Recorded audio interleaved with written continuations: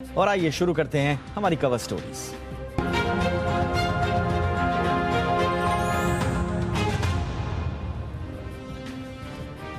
और cover story तो आज बाजार से ही आई है। सबसे पहले कारोबारी हफ्ते के आखिरी दिन बाजार में भारी गिरावट रही। गिरावट की सबसे बड़ी वजह बने अमेरिका में रिकॉर्ड महंगाई के आंकड़े। अमेरिका में महंगाई 40 साल के रिकॉर्ड स्तर पर पहुंच गई है। इसके चलते बाजार की गिरावट के साथ शुरुआत हुई। बाजार की दूसरी जो बड़ी वजह बनी वो था यूक्रेन और रूस का विवाद। अमेरिकी राष्ट्रपति जो बाइडेन ने कभी भी युद्ध होने की आशंका बार बार दोहराई है और इस बार भी उन्होंने अपने नागरिकों को यूक्रेन तुरंत छोड़ने को कहा है। ऐसे में बाजार ने इसका सेंटीमेंट खराब किया। इन दोनों वजहों पर आगे हम विस्तार से चर्चा करेंगे, लेकिन इसकी वजह से कारोबार के अंत में निफ्टी 231 अंक लुढ़ककर 17,400 के नीचे बंद हुआ और सेंसेक्स पौने 800 अंक टूटा। मेटल को छोड़कर सभी सेक्टोरल इंडेक्स दबाव में दिखे।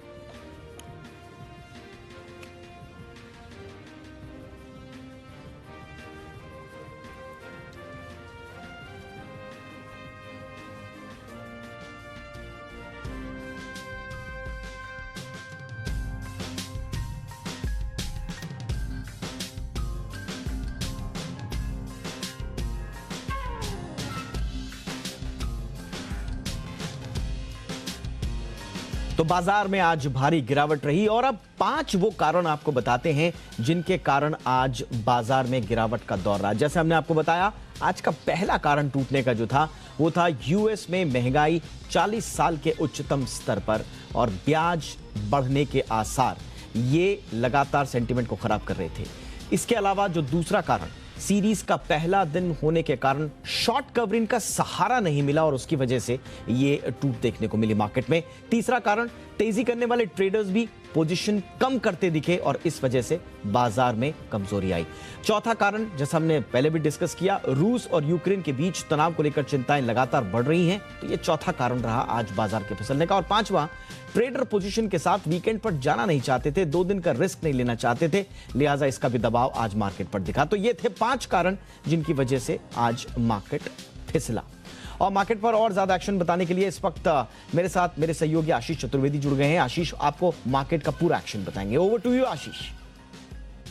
देखिए, कमजोर ग्लोबल संकेत और यूएस में जो इन्फ्लेशन है वो 40 साल की ऊंचाई पर है। इसके चलते आज देखें तो भारतीय बाजारों में भी जो है दबाव देखने को मिला। बाकायदा कमजोरी के साथ शुरुआत हुई और पूरे दिन कमजोरी के साथ ही आपको कारोबार देखने को मिला।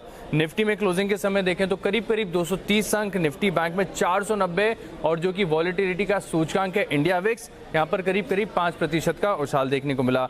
निफ्टी के गिरने वाले शेयरों की पहले बात कर लेते हैं। Grasim, Tech Mahindra, HCL Tech, UPL जैसे स्टॉक्स में अगर आप देखें तो दिन के दौरान दबाव देखने को मिला, लेकिन बहुत चुनिंदा ऐसे स्टॉक्स थे जहां पर थोड़ी सी स्ट्रेंथ थी।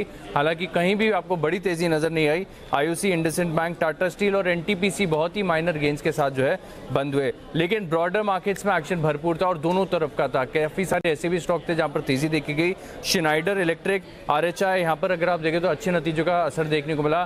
बाजार बंद होने से कुछ समय पहले मॉइल के नतीजे आए, काफी अच्छे नतीजे यहाँ पर देखने को मिले। स्टॉक में 5% की तेजी देखने को मिली, लेकिन कमजोर नतीजों के बाद सोलारा एक्टिव लगातार दूसरे दिन देखें तो स्टॉक की जमकर पिटाई होती हुई नजर आई। सेक्टर स्पेसिफिक एक्शन को समझ लेते हैं। आईटी स्टॉक, क्योंकि नास्डैक में गिरावट आई, इसका भी एक असर देखने को मिला। इंटेलेक्ट डिजाइन है, एलएनटी इन्फोटेक, परसिस्टेंट सिस्टम जैसे जो स्टॉक्स हैं यहाँ पर आज गिरावट देखने को मिली। और एक और खास तबका है बाजार में जहां पर गिरावट रुकने का नाम नहीं ले रही है, वो है जो भी जितनी भी न्यू एज कंपनीज है। मिसाल के तौर पर देखें तो पीबी फिनटेक हो गया, जोमैटो, इनके नतीजे काफी कमजोर आ रहे हैं, इसका एक असर देखने को मिल रहा है। बैंकिंग स्टॉक्स में भी अगर आप देखें तो बढ़ चढ़कर जो है गिरावट में पार्टिसिपेट किया।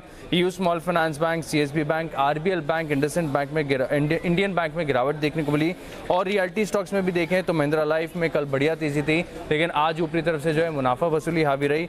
रेमंड ओबरॉय रियल्टी में भी गिरावट का रुझान देखने को मिला। ऑटो स्टॉक्स की भी जो रफ्तार है वो रुकती हुई नजर आई, रिवर्स गियर में नजर आए। Ashok, Eicher, force Motors, TVS Motors में जो है गिरावट देखने को मिली। तो कुल मिलाकर देखा जाए तो आज सभी सेक्टर्स में जो है लाल निशान में कारोबार रहा।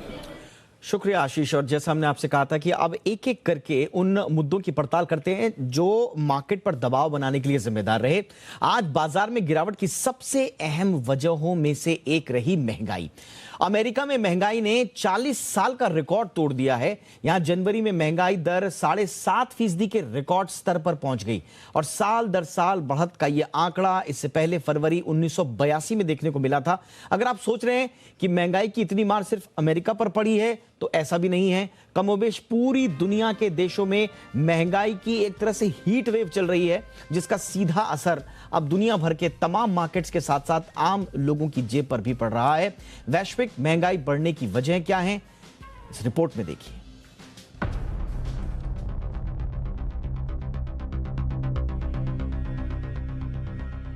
अगर आपको ऐसा लगता है कि बढ़ती महंगाई से सिर्फ भारत में ही लोग परेशान हैं, तो ऐसा नहीं है। कोरोना महामारी के बाद ग्लोबल इकोनॉमी इस वक्त महंगाई और बढ़ती बॉन्ड यील्ड से परेशान है और इसमें सबसे बुरा हाल अमेरिका का है। अमेरिका में महंगाई 40 साल के उच्चतम स्तर पर पहुंच गई है। अमेरिकी सरकार के मुताबिक यहां घर का किराया, बिजली और खाने की कीमतों में बेतहाशा बढ़ोतरी हुई है। महंगाई दर बढ़ने से आशंका जताई जा रही है कि फेडरल रिजर्व मार्च में दरें करीब 0.5% तक बढ़ा सकता है। गोल्डमैन सैक्स की माने तो महंगाई को काबू में रखने के लिए फेड इस साल 7 बार ब्याज दरों में बढ़ोतरी कर सकता है। फेड के दरें बढ़ाने पर आप पर क्या असर होगा वो भी हम आपको बताएंगे, लेकिन पहले जान लेते हैं कि अमेरिका के अलावा कहां-कहां महंगाई की मार पड़ी है। ब्रिटेन की बात करें तो यहाँ पर भी महंगाई रिकॉर्ड स्तर पर है। यहाँ दिसंबर में महंगाई दर 5.4% के साथ 30 साल के उच्चतम स्तर पर पहुंच गई है। बैंक ऑफ इंग्लैंड ने आगे भी महंगाई बढ़ने की आशंका जताई है। वहीं इटली में महंगाई दर 4.2% के साथ एक दशक में सबसे ज्यादा रही। ऑस्ट्रेलिया में भी महंगाई रिकॉर्ड स्तरों पर है। दिसंबर 2021 में यहाँ महंगाई 3.5% के स्तर पर पहुंची है। भारत की बात करें तो इस बार आरबीआई ने ब्याज दरों में कोई बदलाव नहीं किया है। आरबीआई ने महंगाई दर के 5.3% के रहने का अनुमान जताया है। आरबीआई ने साफ किया है कि फिलहाल महंगाई से राहत मिलती नहीं दिख रही, यानी कि ब्याज दरों के बढ़ने की संभावना यहाँ भी बनी हुई है। वैश्विक महंगाई की मार से यूरोपियन यूनियन भी अछूता नहीं है। यूरोपियन सेंट्रल बैंक ने एक दशक से ब्याज दरों में कोई बढ़ोतरी नहीं की है, लेकिन दिसंबर में कंज्यूमर प्राइस 5% के आंकड़े को पार करने के बाद यहाँ भी दबाव बढ़ गया है। अब सवाल उठता है कि दूसरे देशों में बढ़ती महंगाई का भारत पर कैसे असर पड़ता है। दरअसल अमेरिका समेत दुनिया के अन्य देशों में महंगाई बढ़ने से भारत का आयात बिल बढ़ जाएगा। इससे ट्रेड डेफिसिट यानी व्यापार घाटे में बढ़ोतरी होगी। वैश्विक स्तर पर महंगाई बढ़ने से रुपए में भी गिरावट आएगी। अब फेडरल रिजर्व ब्याज दरें बढ़ाता है तो भारतीय कंपनियों के लिए विदेशों से फंड जुटाना महंगा हो जाएगा। यूएस फेड के फैसले का असर भारत समेत दुनिया की सभी इमर्जिंग इकोनॉमी पर होता है। फेड ने अगर ब्याज दरें बढ़ाई तो आरबीआई पर भी ब्याज दरें बढ़ाने का दबाव बढ़ेगा। अगर आरबीआई इंटरेस्ट बढ़ाता है तो मनी सर्कुलेशन कम होने से रुपए की वैल्यू बढ़ जाएगी। करेंसी की वैल्यू बढ़ने से एक्सपोर्टर्स को परेशानी होगी। इससे भारत सरकार की आय में गिरावट आएगी। तो महंगाई का जो चक्र अमेरिका से शुरू हुआ है उसका असर पूरी दुनिया पर दिखना तय है। ब्यूरो रिपोर्ट, जी मीडिया। तो महंगाई पूरी दुनिया पर छाई हुई है और इस पर चर्चा करने के लिए इस वक्त हमारे साथ जुड़ चुके हैं जाने माने मार्केट एक्सपर्ट अजय बग्गा जी। अजय सर, बहुत बहुत स्वागत है सर आपका। सर पहले तो ये अमेरिका का बताइए सर, यहाँ क्या चक्कर ऐसा हो गया 1.5 से 2% के दायरे में रहने वाली यूएस की महंगाई 40 साल के हाई पर 7.5%। सर क्यों हो गया ऐसा वहां?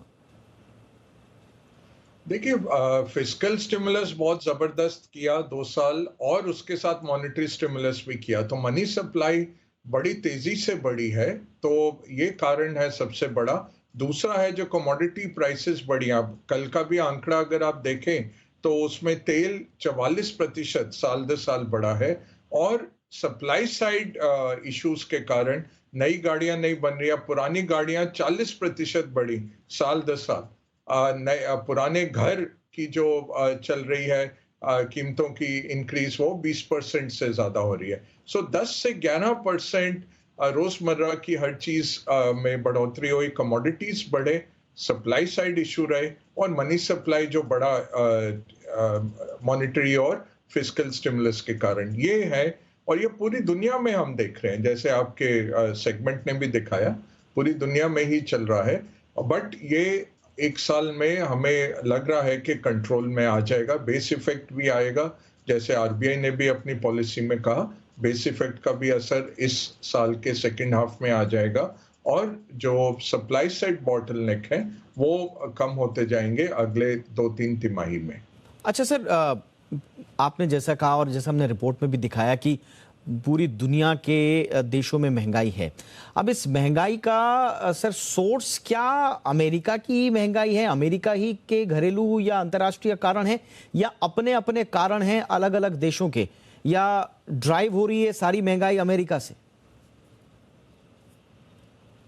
और हर एक देश का अपना कारण है। आप जैसे देखिए रशिया की बहुत बड़ी समस्या चल रही है, ब्राजील में चल रही है। ब्राजील कमोडिटी प्लेयर है, तो ब्राजील को तो अपने पास ही तेल है, उनके पास कमोडिटीज सारे हैं ब्राजील की बड़ी। अभी टर्की में देखिए तो 50% से ज्यादा इन्फ्लेशन बढ़ गई। तो कुछ तो कारण है ग्लोबल हैं, जो जैसे कमोडिटीज की प्राइसेस बढ़ी, मनी सप्लाई बढ़ी, और साथ में सप्लाई चेन के बॉटलनेक्स। बट देखिए तो चीन में बिल्कुल काबू में है, जापान में काबू में है कीमतें, और कुछ और ऐसे देश हैं जहां काबू में है। बाकी जगह यूएस और यूरोप ने 30 साल 40 साल बाद इस तरह के आंकड़े देखे हैं, तो वो भी उनके निजी कारण से है। ज्यादातर अगर आप एक पेंट से ब्रश करें सबको, तो मनी सप्लाई की ग्रोथ, स्टिमुलस बहुत जबरदस्त रहा। तीसरा ये कमोडिटीज की खपत बहुत बढ़ गई। चौथा, लोग जब कंजम्पशन में आए तो एकदम कन्वर्जेंट कंजम्पशन में आ गए, और उससे सप्लाई चेन बॉटलनेक्स और भयंकर बढ़ गए। पांचवा, जो कुछ चीजों की किल्लत। यानी कि अगर मोटा मोटा देखें हम अपने अपने घरेलू कारणों के अलावा, तो कमोडिटी ड्रिवन ज्यादा है। क्रूड, बेस मेटल, रबर, जितने भी सबके प्राइस हाई हैं, और उसी से, क्योंकि सारी सर्कल उसी से बनता है पूरी दुनिया की महंगाई का, तो उस कारण से पूरी दुनिया में भी महंगाई का चक्र हमें देखने को मिल रहा है। लेकिन सर, अब रास्ता क्या है और कब तक दुनिया को ये महंगाई की मार सहनी पड़ेगी?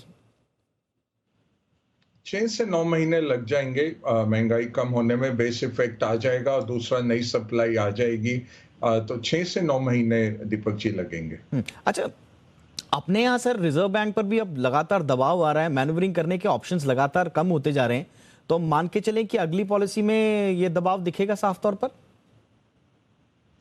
दबाव रहेगा, बट करेंगे नहीं, क्योंकि उन्होंने कल जो बहुत अहम बात की कि कैलिब्रेटेड करेंगे और टेलीग्राफ करके बोलेंगे, तो आपको बता के करेंगे। तो पहले इन्होंने कहा हुआ है कि अकोमोडेटिव से न्यूट्रल जाएंगे, उसके बाद रेट बढ़ाएंगे। तो अप्रैल में भी अभी तो नहीं लग रहा कि प्राइसेस ये रेट बढ़ाए जाएंगे। दूसरा है कि जो हमारी इन्फ्लेशन है वो कॉस्ट पुश है और इंपोर्टेड इन्फ्लेशन है। जैसे आपने बताया तेल की कीमतें, अब 55% तेल की कीमतें पिछले साल बढ़ी, इस साल लगभग 20% बढ़ चुकी हैं 1 जनवरी से अभी तक। तो ये कॉस्ट पुश इन्फ्लेशन आ रहा है, बाहर से आ रहा है। इसमें आप रेट बढ़ा भी देंगे तो अपनी इंडस्ट्री को क्षति करेंगे, बट उससे इन्फ्लेशन कम नहीं होने वाली। इन्फ्लेशन को 6-9 महीने जो लगने हैं वो तो टाइम लगना ही है। तो मुझे नहीं लगता कि अप्रैल में भी ये रेट बढ़ाएंगे, पहले वेट एंड वॉच करेंगे। और आरबीआई यही कह रहा है कि इस साल के अंत तक हम 4.5% पे भारत में इन्फ्लेशन ले आएंगे। तो आई थिंक वो टाइम देंगे उसको, अभी नहीं बढ़ाएंगे रेट। बहुत बहुत शुक्रिया सर, आपने, ये महंगाई का बड़ा जटिल मुद्दा रहता है, लेकिन आप हमेशा की तरह बहुत ही आसान भाषा में सब कुछ बता देते हैं। Thank you so much sir, thank you so much. और आज मार्केट में दूसरी जिस खबर ने सबसे ज्यादा गिरावट लाने का काम किया वो थी रूस और यूक्रेन के बीच बढ़ता विवाद और उससे उपजा तनाव। रूस और यूक्रेन के बीच तनाव बहुत ज्यादा बढ़ गया है। हालात इस कदर बिगड़ चुके हैं कि अमेरिकी राष्ट्रपति जो बाइडेन ने यूक्रेन से अमेरिकी नागरिकों को तुरंत यूक्रेन छोड़ने के लिए कहा है। बाइडेन ने कहा है कि रूस कभी भी यूक्रेन पर हमला कर सकता है। हालांकि वो बार बार दोहरा रहे हैं इस बात को, लेकिन उनकी बातों में जो पैनिक है, वो जो टेंशन है वो लगातार बढ़ती जा रही है, वो कम नहीं हो रही है। और बाइडेन ये बात यूं ही नहीं कह रहे हैं, इसकी गवाही जमीनी हालात भी देते हुए नजर आ रहे हैं। रिपोर्ट देखिए, फिर इस पर करेंगे चर्चा।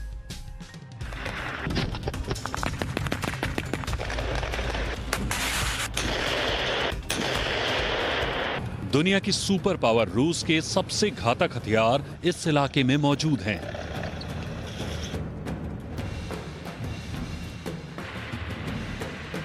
यूक्रेन विवाद के बाद अब तक दुनिया ने यूक्रेन को घेरने के लिए बेलारूस में पहुंचे रूसी हथियारों को देखा। अब रूस बेलारूस के साथ संयुक्त युद्धाभ्यास में इन हथियारों की ताकत भी दुनिया को दिखा रहा है।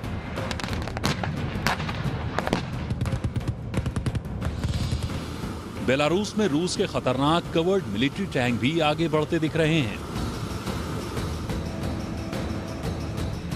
रूस के 30,000 से ज्यादा सैनिक वार जोन में गन फायर कर रहे हैं।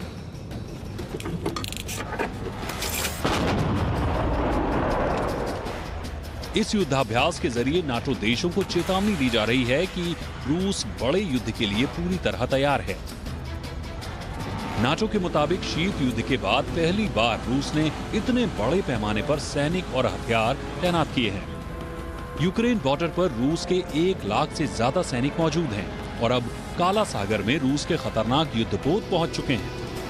पुतिन परमाणु हमले की धमकी भी दे चुके हैं और वो लगातार यूक्रेन के नजदीक की सीमाओं पर सैन्य बल को बढ़ाने में जुटे हुए हैं। रूस से मुकाबला करने के लिए यूक्रेन भी तैयारी कर रहा है। अमेरिका ने यूक्रेन को हथियारों की दूसरी खेप भेज दी है।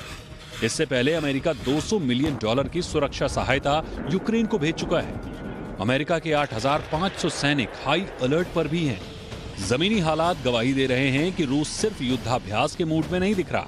ऐसे में नाटो देश क्या कदम उठाते हैं वो देखना होगा, क्योंकि रूस अगर पूरी ताकत से यूक्रेन पर हमला करता है तो यूक्रेन की तबाही में बहुत ज्यादा वक्त नहीं लगने वाला। ब्यूरो रिपोर्ट, जी मीडिया। और चर्चा के लिए हमारे साथ जुड़ चुके हैं विदेश मामलों के जानकार रॉबिंद्र सचदेव जी। रॉबिंद्र जी, बहुत बहुत स्वागत है। सर, इस बार जो पैनिक दिखाई दिया है बाइडेन साहब की बातों में कि तुरंत छोड़ें, पहले तो सिर्फ वो एडवाइजरी देते थे, कहते थे कि अच्छा होगा अगर छोड़ दें, लेकिन इस बार कह दिया कि तुरंत छोड़िए। क्या इसका मतलब है सर? इसके 2-3 मतलब हैं और ये 2-3 कारणों से हो रहा है, बहुत स्ट्रेटेजिक है। एक तो अमेरिका कह रहा है कि उसके पास रियल इंटेलिजेंस है कि रशिया अटैक करने जा रहा है, रशिया तैयार कर रहा है, जबकि यूक्रेन तो कह रहा है नहीं, रशिया में अटैक नहीं करेगा। पॉइंट ये है कि ये इंफॉर्मेशन अमेरिका के पास आई कैसे? दिसंबर से अमेरिका कह रहा था कि फरवरी मार्च तक रूस करीब 2 लाख सैनिक इकट्ठे करेगा और वही होता दिख रहा है। तो अमेरिका ये बताना चाह रही है कि मेरे पास एडवांस इंटेलिजेंस है रशिया जो कर रहा है उसकी, और इसके चलते वो रशिया के अंदर डाउट क्रिएट कर रहे हैं कि रशिया की इंटेलिजेंस लीक कैसे हो रही है भाई। कैसे ये प्लान लीक हुआ कि फरवरी तक करीब 2.25 लाख रूसी सोल्जर्स इकट्ठे किए जाएंगे? कैसे ये इंफॉर्मेशन दुनिया में फैली कि यूक्रेन का जो डोनबास रीजन है वहां पे कुछ रशियन फोर्सेस प्लेन क्लोज में आके कुछ करेंगी? तो ये इंटेलिजेंस लीक्स के साथ अमेरिका एक बहुत मेजर साइकोलॉजिकल गेम रशिया के साथ खेल रहा है। 1 सेकंड, यस, इसमें यह भी हो रहा है अफगानिस्तान से जिस तरह से अमेरिका को chaotic मेस, शेमफुल तरीके से निकलना पड़ा, बाइडन अब ये चाह रहे हैं कि अगर ऐसा होता है तो अब की बार उतना chaotic सिचुएशन ना हो। तो इसीलिए इन्होंने जो अफगानिस्तान के इंचार्ज थे, जब इवैक्यूएशन हुआ, जो भी वो एयरबॉर्न के कमांडर, उन्हीं को पोलैंड भेज दिया है कि वो वहां बेस हो, ताकि अमेरिकन सिटीजन्स अगर यूक्रेन से आना शुरू करें तो वो इवैक्यूएशन मैनेज करें। तो बाइडन एडमिनिस्ट्रेशन पर रहेगा कि भाई बाइडन ने इन ऑर्डरली मैनर इवैक्यूएशन कराई। बट इससे बड़ा मैसेज जो है वो मैं पहले जो कह रहा था कि आप देखिए अमेरिकन इंटेलिजेंस बार बार कुछ ना कुछ कह रही है, तो उसके पास ये इंफॉर्मेशन आ कैसे रही है? तो रशिया के अंदर डाउट क्रिएट करने का भी हो रहा है। एक तो ऑब्वियसली दुनिया को वार्निंग देना, अपने नेटो कोलीग्स को भी कहना भैया चेतन हो जाओ, कुछ तो होने वाला है। ओके, उनको भी सिग्नल करना। At the same time Russia को सिग्नल करना कि हमें एक आइडिया है आपकी नेक्स्ट स्टेप्स का, तो इसका मतलब हमारा कोई स्पाई आपके अंदर बैठा हुआ है या हम आपकी कम्युनिकेशन को ये आपने बड़ा इंपॉर्टेंट कहा, ये बड़ा दिलचस्प है कि यूएस किस तरह से स्ट्रेटेजिकली आगे बढ़ रहा है।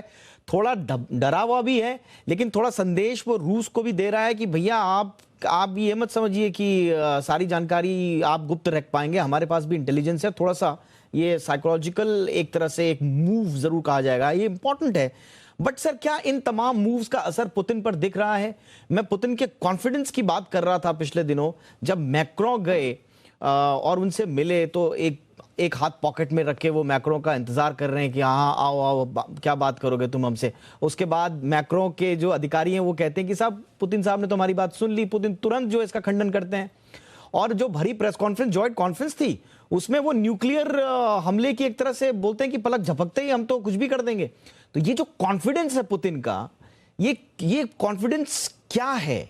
क्या वाकई में पुतिन तैयारी कर रहे हैं युद्ध की या सिर्फ डरा रहे हैं, प्रेशर बना रहे हैं? देखिए, पुतिन प्रेशर बना रहे हैं और पूरी तैयारी भी कर रहे हैं युद्ध की, परंतु इस समय पुतिन के पास सबसे ज्यादा एडवांटेजेस पोजीशन है। आगे जाके क्या हो अलग बात है, पर इस समय रशिया एक बहुत ही एडवांटेजेस पोजीशन में है क्योंकि पुतिन इस एजेंडा को ड्राइव कर रहे हैं। किसी को पता नहीं कि रशिया क्या करेगा। पुतिन कह रहा है मैं अटैक तो करूंगा नहीं, पर उसने अपना पूरा एक शैडो डाल दिया यूक्रेन के ऊपर, राइट। अब इस समय कौन पहले ब्लिंक करेगा वो भी देखना है। तो इस समय रशिया एडवांटेज हैंड लेके बैठा हुआ है यूक्रेन के मामले को लेकर के। तीन तरफ से सराउंडेड है, फोर्सेस काफी हैं। ठीक है, थ्रेट आ रही है कि सैंक्शंस आएंगी, इकोनॉमी कोई जो भी बात हो रही थी, महंगाई दुनिया में और बढ़ने वाली है, राइट, इन सब टेंशंस के। बट ये जो स्टेटस को भी है, अगर ऐसा स्टेटस को रहे, ये भी रशिया को बहुत सूट करता है क्योंकि इसके चलते यूक्रेन के अंदर पॉलिटिकल डिस्टेबलाइजेशन हो रही है।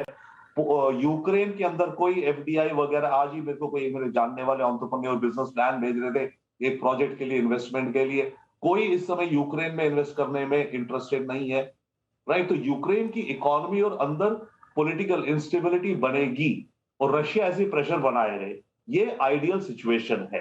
परंतु अगर कोई स्टेप लिया जाए, देखिए रशिया जस्ट इन्वेजन पूरा नहीं करेगा, शायद इन्वेजन करके वो क्या करेगा, उस पूरे कंट्री को संभालना मुश्किल हो जाता है, अफगानिस्तान टाइप बन जाएगा।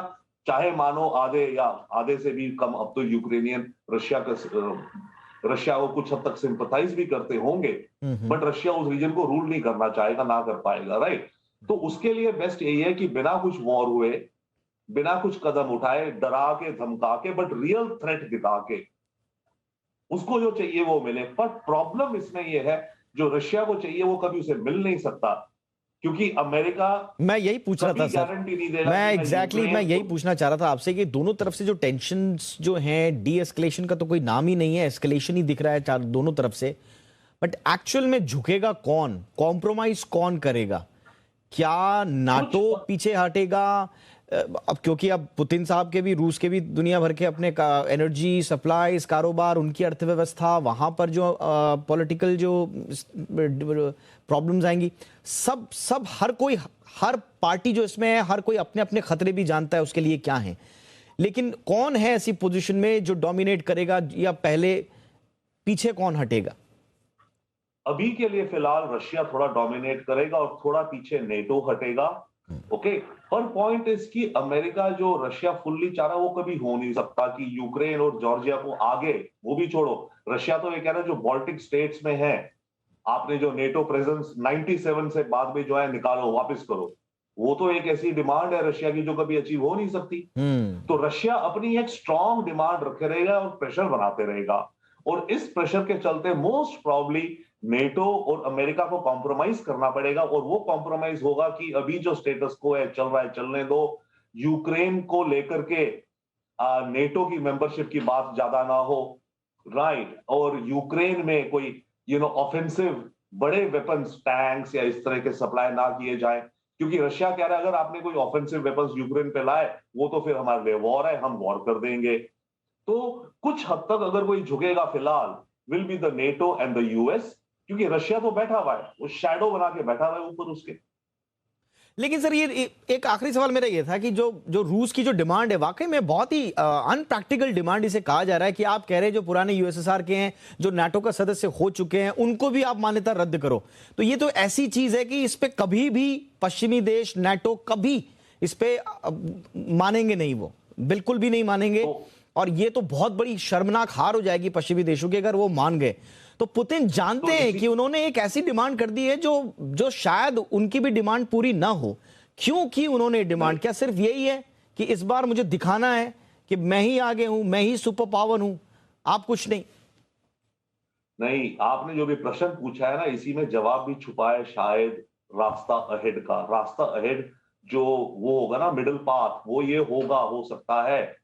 ठीक है, रशिया अपनी वो डिमांड कम कर देगा कि आप बाल्टिक स्टेट्स और पोलैंड वगैरह से नेटो हटाओ, रशिया उसकी बात कम कर देगा। और यहां पर यूक्रेन और जॉर्जिया को लेकर के अमेरिका नेटो में लाने की भी भूल जाएगा या अभी के लिए रद्द कर देगा मामला। कॉम्प्रोमाइज वो निकलेगा। तो ये पुतिन ने एक तरह से सोच समझ के रणनीति की है कि इतनी बड़ी डिमांड कर दो कि लास्ट में नेगोशिएशन के लिए आपके पास एक रास्ता बचे, सामने वाले के पास कुछ ना बचे।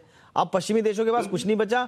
इसमें पुतिन का ही अल्टीमेटली एक डोमिनेंस फिलहाल नजर आ रहा है, अपर हैंड नजर आ रहा है। लेकिन ये वर्ल्ड पॉलिटिक्स है, ऊंट किस करवट बैठेगा कुछ कह नहीं सकते। फिलहाल फिंगर्स क्रॉस्ड हर किसी की। बहुत बहुत शुक्रिया सर, आपने वक्त निकाला हमारे लिए।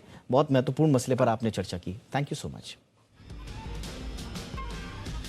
जी मीडिया ने कंपनी की बिक्री की खबरों को बेबुनियाद बताया है। कंपनी का कहना है कि कुछ सट्टेबाज जी मीडिया की बिक्री को लेकर अफवाहें फैला रहे हैं।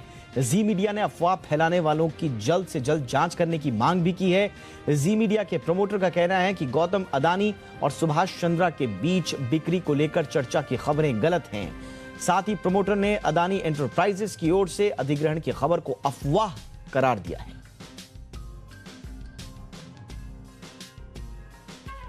भारत सरकार ने ड्रोन के आयात पर बैन लगा दिया है। ड्रोन के आयात पर बैन लगाकर सरकार डोमेस्टिक मैन्युफैक्चरिंग को बढ़ावा देना चाहती है।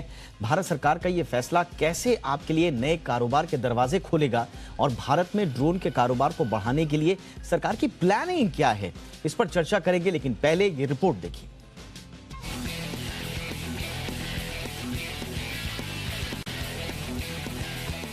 मैन्युफैक्चरिंग के क्षेत्र में भारत के उभरते कारोबारियों के लिए संभावनाओं की एक नई दुनिया पैदा हो गई है। ये दुनिया है ड्रोन की। सरकार ने विदेशी ड्रोन के आयात पर प्रतिबंध लगा दिया है। वाणिज्य और उद्योग मंत्रालय के तहत आने वाले विदेश व्यापार महानिदेशालय यानी DGFT ने विदेशों में बने ड्रोन के आयात पर पाबंदी को लेकर अधिसूचना जारी की है। सरकार के मुताबिक completely built up, completely knockdown या सेमी नॉकडाउन रूप में ड्रोन का आयात बंद हो गया है। हालांकि खोज एवं विकास, रक्षा और सुरक्षा उद्देश्यों के लिए पाबंदी से छूट रहेगी, लेकिन इसके लिए सरकार से मंजूरी जरूरी होगी। यह गौर करने वाली बात यह है कि सरकार ने ड्रोन के कलपुर्जों के आयात पर प्रतिबंध नहीं लगाया है। यानी सरकार की ओर से ये कदम न सिर्फ भारत में ड्रोन मैन्युफैक्चरिंग के इकोसिस्टम को तैयार करने में मदद करेगा, बल्कि ड्रोन के मामले में चीन की निर्भरता को खत्म कर देगा।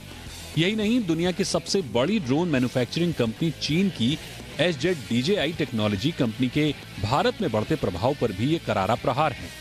जानकार मानते हैं कि सरकार के इस फैसले से देश बहुत जल्द दुनिया के ड्रोन मैन्युफैक्चरिंग हब में तब्दील हो सकता है।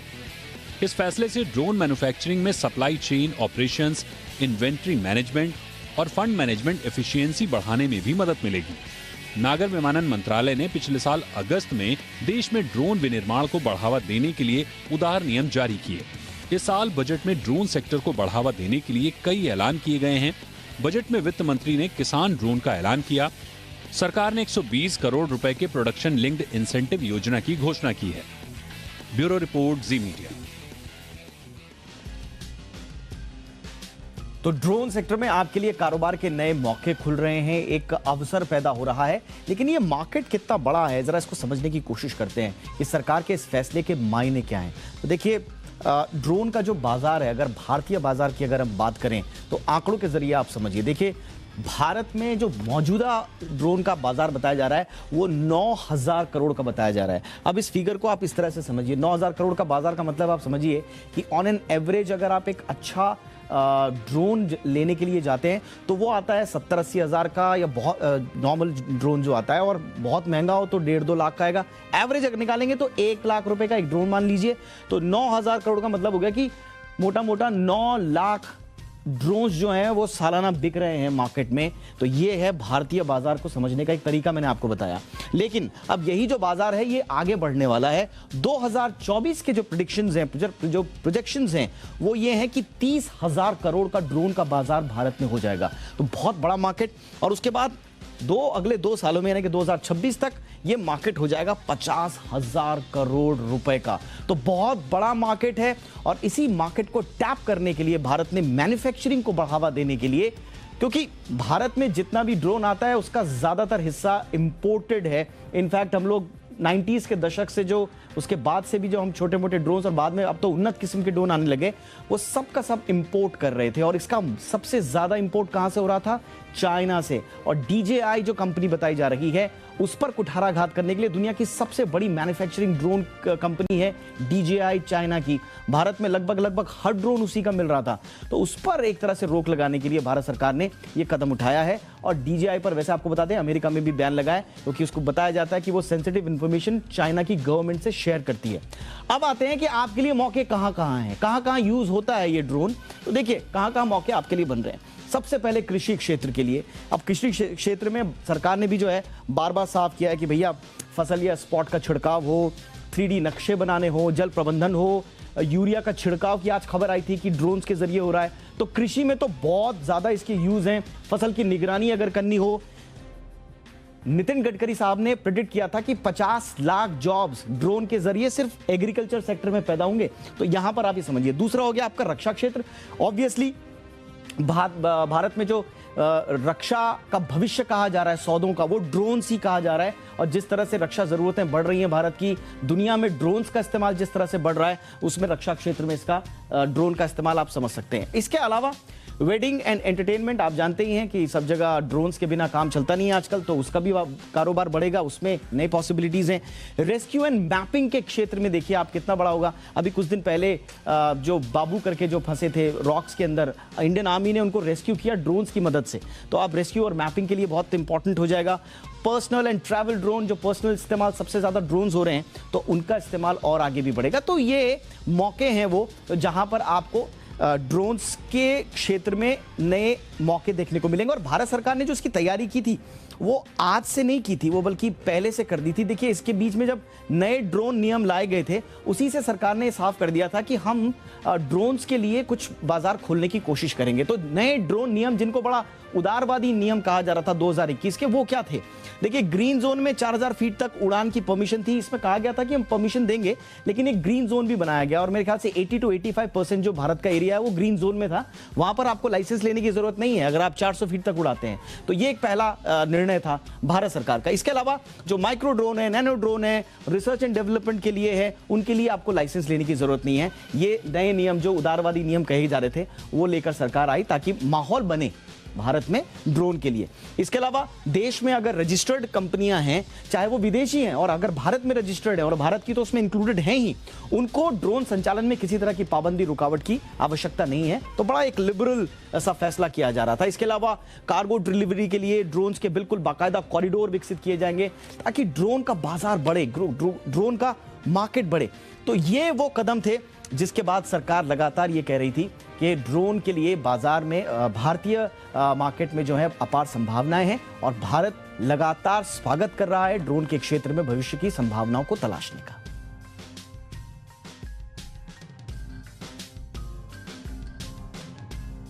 साथ एक बेहद खास मेहमान जुड़ चुके हैं ज्यादा बातचीत करने के लिए, और उनसे हम समझने की कोशिश करेंगे कि सरकार के इस फैसले का मतलब क्या है। राहत कुलश्रेष्ठ हैं मेरे साथ, जो कि प्रेसिडेंट हैं ड्रोन फेडरेशन ऑफ इंडिया के। राहत, बहुत बहुत स्वागत है आपका हमारे इस खास चर्चा में। कैसे देखते हैं आप सरकार के इस फैसले को? क्या वाकई में कुछ परिवर्तन, कुछ चेंजेस आएंगे? घरेलू ड्रोन मैन्युफैक्चरिंग बेसिक आइडिया है सरकार का इसके पीछे? सरकार ने काफी कंसिस्टेंटली एक के बाद एक रेगुलेशंस निकाले हैं डोमेस्टिक मैन्युफैक्चरिंग को और ड्रोन को बढ़ावा देने के लिए। और ये अगस्त की जो पॉलिसी निकली थी लिबरलाइजेशन करने के लिए, जैसे आपने कहा, मतलब ड्रोन के एप्लीकेशंस बहुत सारे अलग अलग इंडस्ट्रीज में है। सिर्फ ड्रोन एक इंडस्ट्री नहीं है, लेकिन माइनिंग से लेकर सर्च एंड रेस्क्यू से लेकर इतने सारे इंडस्ट्रीज को इम्पैक्ट करने वाली है। तो गवर्नमेंट ने काफी क्लियरली दिखाया है कि बढ़ावा दिखाना चाह रहे हैं अपने लिबरलाइज ड्रोन पॉलिसी से। और ये जो अभी नया स्टेप लिया गया है, ये प्राइमरली अपने आत्मनिर्भर भारत और डोमेस्टिक मैन्युफैक्चरिंग को प्रमोट करने के लिए लिया गया है, जो बहुत क्लियरली दिख रहा है कि इंटेंशन यही है कि हम डोमेस्टिकली इंडिया के लिए जो पूरी कैपेसिटी है वहां पर ड्रोन्स इंडिया से ही बनाए जाएं, और इंडिया से हम मैन्युफैक्चर करके इंटरनेशनली भी सप्लाई कर पाए। तो ये बहुत क्लियर एक इंटेंशन दिख रहा है जो डोमेस्टिक मैन्युफैक्चरिंग को और डोमेस्टिक ड्रोन इंडस्ट्री को बढ़ावा देने की कोशिश की जा रही है। अच्छा कुलश्रेष्ठ, आप एज अ मैन्युफैक्चरर तो बहुत खुश हैं, लेकिन एज अ यूजर खुश हैं कि नहीं है? क्योंकि मैं दोनों तरफ के सवाल पूछूंगा। जब से सरकार ने फैसला लिया है, मैं सोशल मीडिया पर लोगों का रिएक्शन पढ़ रहा था, लोग कह रहे हैं कि जब आपको इंपोर्ट करके 100% असेंबली यहीं पे कर देनी है, तो फिर आप इंपोर्ट क्यों कर रहे हैं? मतलब इससे हेल्प क्या होगी? ये आम यूजर कह रहा है।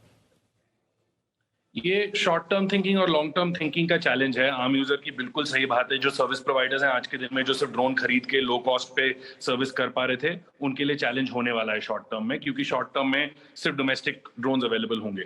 लेकिन ये सेम टाइम पे अपॉर्चुनिटी है हमारे इंडियन मैन्युफैक्चरर्स की लॉन्ग टर्म में for us to be able to create that gap। तो वो जो डोमेस्टिक सर्विस प्रोवाइडर्स हैं जिनको ड्रोन की जरूरत है, वो सारे जो अभी पिछले कुछ सालों से ऑपरेट कर रहे थे, वो सब अब डोमेस्टिक ड्रोन्स को प्रोक्योर करने वाले हैं।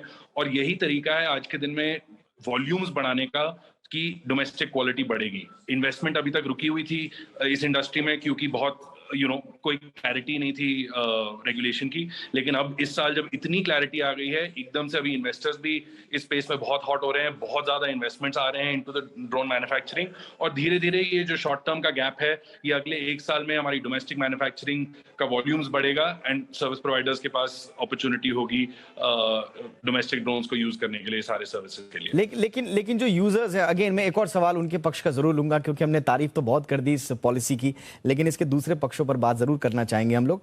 ये भी कहा जा रहा है कि भैया आप ठीक है इंपोर्ट बैन लगाइए, और प्रोटेक्शनिज्म का बार बार आरोप लगता है कि आप अपनी कंपनीज को जो प्रोटेक्ट करने की कोशिश करते हैं, लेकिन उस चक्कर में एक आम ग्राहक के लिए जो कंपटीशन खत्म होता है और उसका फायदा उसे नहीं मिलता, उससे वो नाराज हो जाता है। उनका ये भी कहना है कि जो विदेशी कंपनियां, खासतौर से DJI जो चाइना की जो क्वालिटी है, क्या हमारे इंडियन मैन्युफैक्चरर्स तुरंत वो क्वालिटी दे पाएंगे? नहीं, बहुत बहुत इंपॉर्टेंट सवाल है। और अनफॉर्चुनेटली कोई भी पॉलिसी सब लोग को खुश नहीं कर सकती।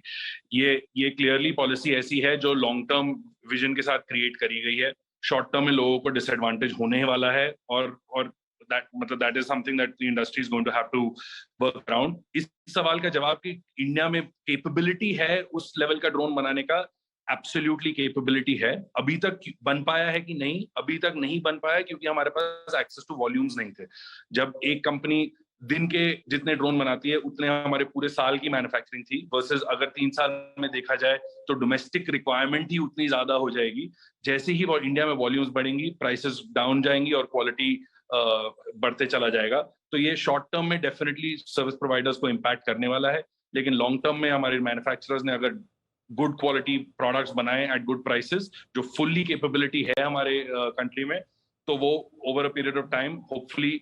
और आपके लिए एक्सपोर्ट का मौका, आप थोड़ा सा पॉजिटिव साइड पे आ जाता हूं आखिरी सवाल के साथ, आपके लिए एक्सपोर्ट का कितना बड़ा मौका, राहत आ गया है? कि मैं पढ़ रहा था कि DJI पर जब यूएस में बैन लगा, तो यूएस एक्चुअली, इंडिया नहीं, यूएस उसका सबसे बड़ा मार्केट था DJI का। तो आप DJI को आपने बैन कर दिया, हमारे यहाँ भी वो ऑटोमेटिकली बैन ही हो गया। तो अब इंडियन मैन्युफैक्चरर्स के लिए इंडिया का तो मार्केट है ही है, यूएस का मार्केट भी है कैप करने के लिए। और सिर्फ यूएस ही नहीं, पहली चीज तो इंडिया का मार्केट इटसेल्फ ही इतना लार्ज है। हमारी गवर्नमेंट रिक्वायरमेंट, हमारे सर्विस प्रोवाइडर्स की रिक्वायरमेंट डोमेस्टिकली ही अगले 2 साल में इतनी ज्यादा है कि हमारे मैन्युफैक्चरर्स को वही फुलफिल करने में काफी टाइम लगेगा। लेकिन not just the US market, ये अगर हम इजराइल से देखें जो ड्रोन्स निकल रहे हैं, अगर हम यूरोप से देखें जो ड्रोन्स निकल रहे हैं, नीश प्रोडक्शन के लिए और नीश यूज केसेस के लिए, from delivery, from drones that can actually take people, इतनी सारी अलग अलग टाइप की ड्रोन्स बनी जा रही हैं कि as we start creating drones in India that have use cases, सिर्फ इंडिया में नहीं लेकिन बाहर भी, सिर्फ यूएस ही मार्केट नहीं है, पूरा ग्लोब हमारे लिए खुल जाता है। और अभी तक जो वेट थी वो यही थी कि कैपिटल इस इंडस्ट्री में फ्लो होगा, और कैपिटल नहीं हो रहा था क्योंकि रेगुलेशन नहीं था। तो अभी ये अगले कुछ साल इस इंडस्ट्री के लिए बहुत ही पॉजिटिव रहेंगे। ये टाइम है कि इन्वेस्टर्स बहुत हॉट होंगे इस इंडस्ट्री के लिए, and at the same time manufacturers को ये अपॉर्चुनिटी सीज करके अपनी डोमेस्टिक रिक्वायरमेंट को फुलफिल करना है, and at the same time globally एक अपॉर्चुनिटी है कि इंडिया से अब ड्रोन्स क्रिएट करके दुनिया को दी जा सकती है। कमाल, वाह, बहुत बढ़िया। राहत, थैंक यू सो मच, बहुत ही अच्छी चर्चा हुई आपके साथ। तमाम पक्ष हमने ले लिए, तमाम पहलू हमने ले लिए। हम उम्मीद करते हैं कि हमारे दर्शकों को ये ड्रोन की जो नई नीति सरकार ने निकाली है, उसके हर पक्ष का समझ आ गया होगा। बहुत बहुत शुक्रिया, आपने हमारे लिए वक्त निकाला। आगे बढ़ते हैं, कुछ और खबरों का रुख करते हैं। वित्त मंत्री निर्मला सीतारमण ने क्रिप्टो पर बड़ा बयान दिया है। राज्यसभा में बजट पर चर्चा का जवाब देते हुए उन्होंने कहा कि सरकार ने सिर्फ क्रिप्टो से प्रॉफिट पर टैक्स लगाया है। सरकार ने इसे वैध बनाने या इसको बैन करने या रेगुलेट करने के लिए कोई कदम नहीं उठाया है। वित्त मंत्री का यह बयान ऐसे वक्त में आया है जब बजट में क्रिप्टो पर टैक्स के ऐलान के बाद इसके वैध होने का अनुमान लगाया जा रहा था। वित्त मंत्री ने कहा कि उनकी सरकार रिटेल महंगाई को काबू करने में कामयाब भी रही है। India's CPI inflation now is at only 6.2%.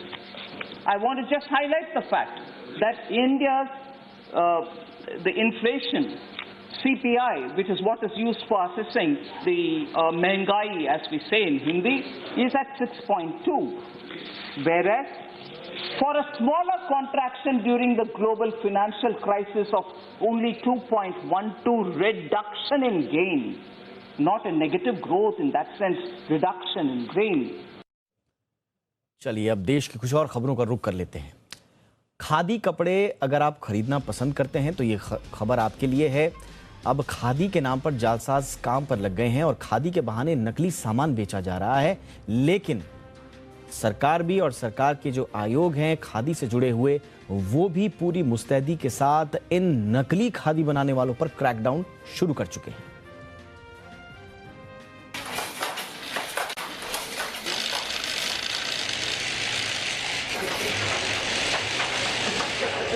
आजादी के दौर से ही खादी स्वदेशी और शुद्धता का प्रतीक रही है। आज भी लोग खादी के कपड़े और दूसरे उत्पाद बड़े भरोसे और आत्मीयता से इस्तेमाल करते हैं। लेकिन बदलते जमाने में जालसाजों की नजर से खादी भी नहीं बची। नकली खादी के सामान की शिकायतें जब बढ़ने लगीं तो खादी बोर्ड ने ताबड़तोड़ जांच शुरू की। पता चला कि 8000 केंद्रों में से 1200 केंद्रों में गड़बड़ी है। अब खादी आयोग ने खादी प्रमाण पत्र और खादी चिन्ह प्रमाण पत्र के मानदंडों के उल्लंघन करने के लिए ऐसे केंद्रों को कानूनी नोटिस जारी किया है। जब कभी ये पाया जाता है कि किसी स्टोर्स में खादी के प्रोडक्ट्स जेन्युइन नहीं हैं, उनके खिलाफ कार्रवाई की जाती है। अभी तक खादी कमीशन ने लगभग 1200 से ज्यादा लोगों के खिलाफ कार्रवाई की है और बहुत सारे लोगों ने माफी मांगकर उस कार्य को बंद कर दिया है। कुछ लोगों ने जो जेन्युइन खादी नहीं बेच रहे थे अपने स्टोर्स को बंद कर दिया है। दरअसल खादी ग्राम उद्योग बोर्ड में खादी के कपड़ों के अलावा खाने पीने की चीजें, हैंडमेड पेपर, अगरबत्ती, cosmetics, herbal medicine, bamboo craft, metal craft, प्राकृतिक पेंट, फुटवेयर जैसे करीब 1000 प्रोडक्ट्स बनाए जाते हैं। खादी और विलेज इंडस्ट्री में साल 2021 का वार्षिक टर्नओवर तकरीबन 95,742 करोड़ था। जाहिर है इस एक्शन के बाद अब ये चर्चा भी तेज हो गई है कि आखिर असली खादी को पहचाने कैसे। ये जानना बड़ा मुश्किल है क्योंकि आप हाथ के फील से कभी कभी ये प्रोडक्ट्स को नहीं समझ पाते हैं कि जेन्युइन खादी है या नहीं है। उसको इसीलिए सैंपल्स लेकर टेस्टिंग के लिए भेजा जाता है और टेस्टिंग के बाद ही मालूम पड़ता है कि ये जो खादी का जो फैब्रिक है वो मिल का है या हाथ का बना हुआ, हाथ का कता हुआ फैब्रिक है। नकली या घटिया क्वालिटी के माल के साथ ही आयोग ने खादी के नाम से बाजार में बिक रहे तमाम उत्पादों पर नजर रखनी भी शुरू कर दी है। कुछ साल पहले ट्रेडमार्क विवाद के बाद आयोग ने फैब इंडिया से 500 करोड़ रुपए का हर्जाना मांगा था। फिलहाल मामला मुंबई हाईकोर्ट में लंबित है। पिछले साल आयोग ने online shopping portals Amazon, Flipkart और स्नैपडील को 140 वेब लिंक्स को हटाने पर मजबूर किया था जो गैर खादी उत्पादों को खादी के नाम से बेच रहे थे।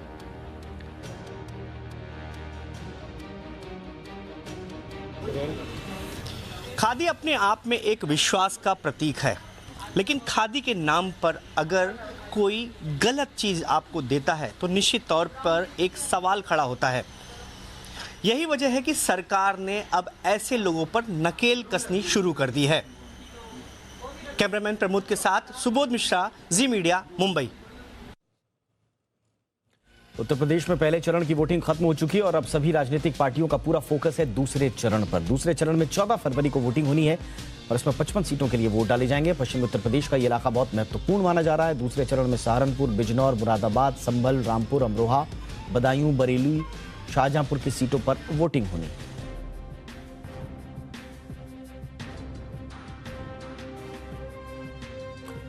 प्रधानमंत्री नरेंद्र मोदी ने उत्तराखंड के अल्मोड़ा में विजय संकल्प सभा को संबोधित किया। इस दौरान पीएम मोदी ने कांग्रेस पर जमकर हमला बोला। पीएम ने कहा कि विरोधियों ने हमेशा कुमाऊं और गढ़वाल की लड़ाई कराने की कोशिश की ताकि ये दोनों जगह को लूट सकें, जबकि डबल इंजन की सरकार ने दोनों जगहों के लिए डबल काम करने की कोशिश की है, इसलिए पूरा उत्तराखंड देवभूमि है।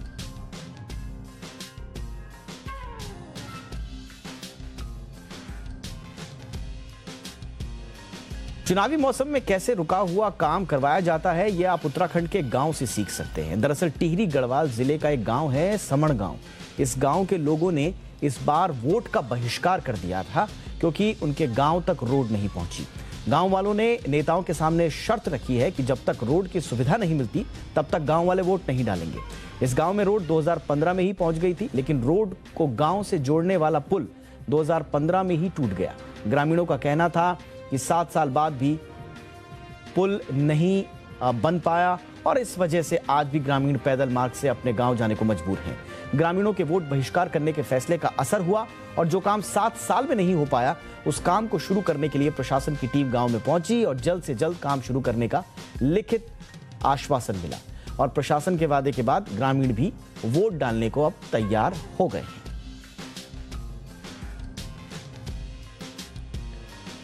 तो ये था आज का इंडिया 360। हैशटैग याद रखिए #ZIndia360। कोई राय कोई सुझाव हो तो जरूर भेजें। नमस्कार।